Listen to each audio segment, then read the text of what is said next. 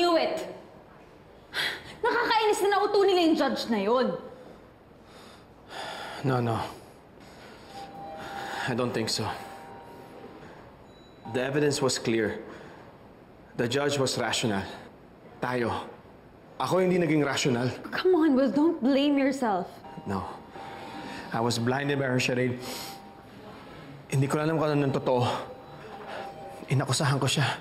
Pinahamak. This whole time she was telling the truth. Inosente siya.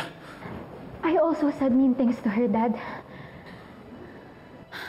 Hello? Come on, guys! Wake up! Huwag kayo basta-basta maniniwala sa Carolinang yun. Magaling lang talaga siya mag-manipulate. Kaya tinamper niya yung evidence para maniwala yung mga judge sa mga lies nila. And baka nakakalimutan nyo, nagpalit pa rin siya ng identity. Nagtago pa rin siya. So she's not really innocent. Ronnie. Wilfred, come on, may magagawa ka pa. We can find a smarter lawyer. For sure makakahanap yun ng butas dun sa ebidensya nila, Carol. We can make an appeal or something. Why, Tita? Hindi ka ba naniniwala sa decision ng judge? With the justice system, no. Ronnie, hindi lahat ng hurado kagaya ng iniisip mo. Binigyan ni Judge Matias Ignacio ng fair trial si Carolina. Opinion mo lang yun. Basta, kaduda-duda pa rin yung desisyon ng judge na yun. No, Ronnie. There will be no appeal whatsoever. Okay? Nakapag-desisyon na ang korte. Mauna na kayo. Pare. Subukan ko muna kausapin si Carol. Amber? Are you okay? She's having a panic attack. Let's get you home, okay?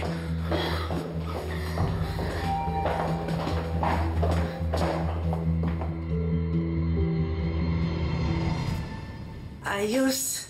Makakalaya ka na. Akalain mo yun, no? Parang dati walang pag-asa pero meron pa pala. Alam mo, minsan talaga para tayong nabubulag sa lahat ng mga nangyayari. Nakakalimutan natin yung pangako ng Diyos na hindi naman niya tayo papabayaan. Alam niya na wala akong kasalanan kaya gumawa siya ng paraan para lumabas yung totoo. Paano kung nagkasala talaga? Pero nagsisi na.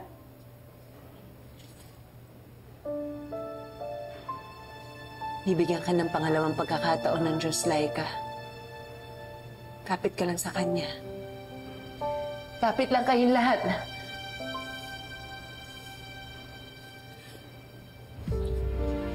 Namiss kita, Carol.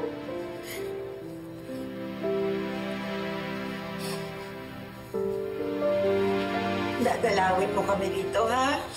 Mamimiss ka namin. Mamimiss ko rin kayo. Oo naman, dadalaw ako. Salamat sa lahat ng mga tulong ninyo, Tsaka, salamat sa pagkakaibigan. Mag-iingat ka sa labas, ha? Bayaran ko, ano naman ako? Kayo lang? Hey, Amber, deep breaths. Okay, huwag mo muna isipin na nangyari. Alright, try to stay calm. Hinga tayo, Inhale. Hold for 4 seconds. Exhale. Saka, inhale. 4 seconds. Exhale.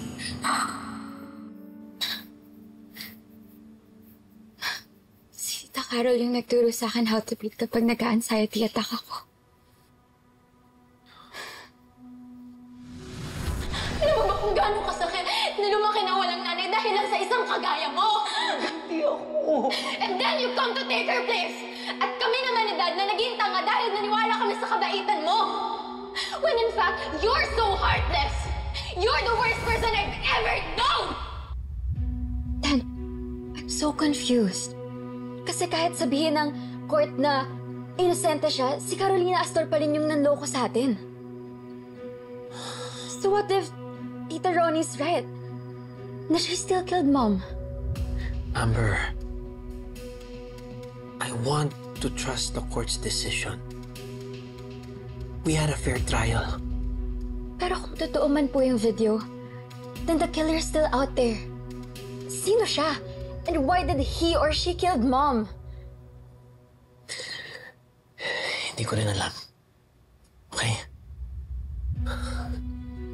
But I promise you, hindi ako titigil until I get to the bottom of this.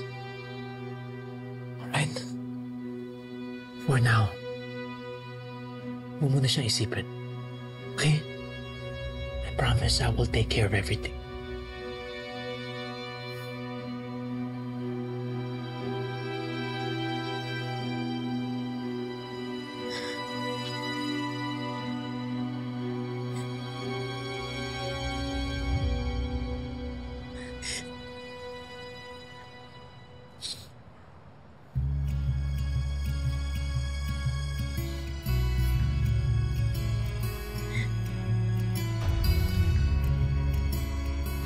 Suspect spotted! Kasama po ako sa inyo. Inaaresto ka sa salang pagpatay laban kay Jocelyn Adera Santos. At finally, na-judge ka na kung saan ka nararapat! Makulong ka na, Carolina Astor! The authority of this commitment order, you are now under vigilante custody.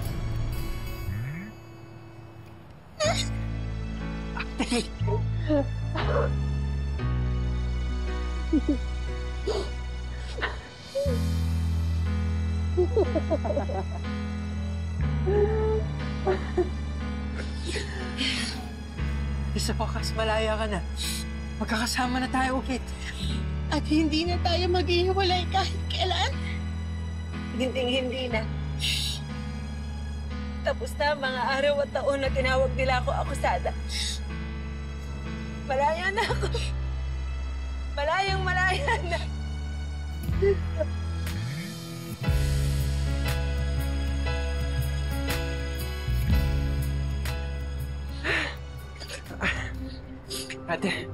Ate, pasensya na. Nasa talyer pa kasi yung sasakyan ko saka coding naman yung sasakyan ni Ate Fern. Pero magbubuk naman ako ng masasakyan natin. Sige, hayali ka na. Walis tayo, para naman makita mo na yung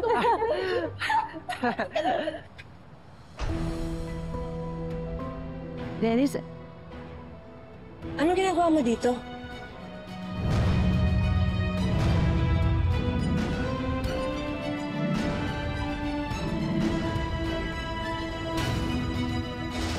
Even if that stupid court acquitted Carolina, she still lied to you and hurt you.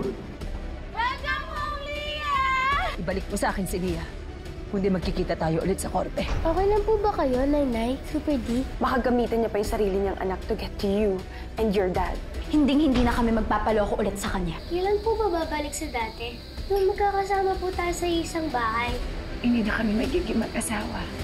Wala si Leah. What do you mean nawawala si Leah? How could you be so irresponsible? Ano kasi ng ina?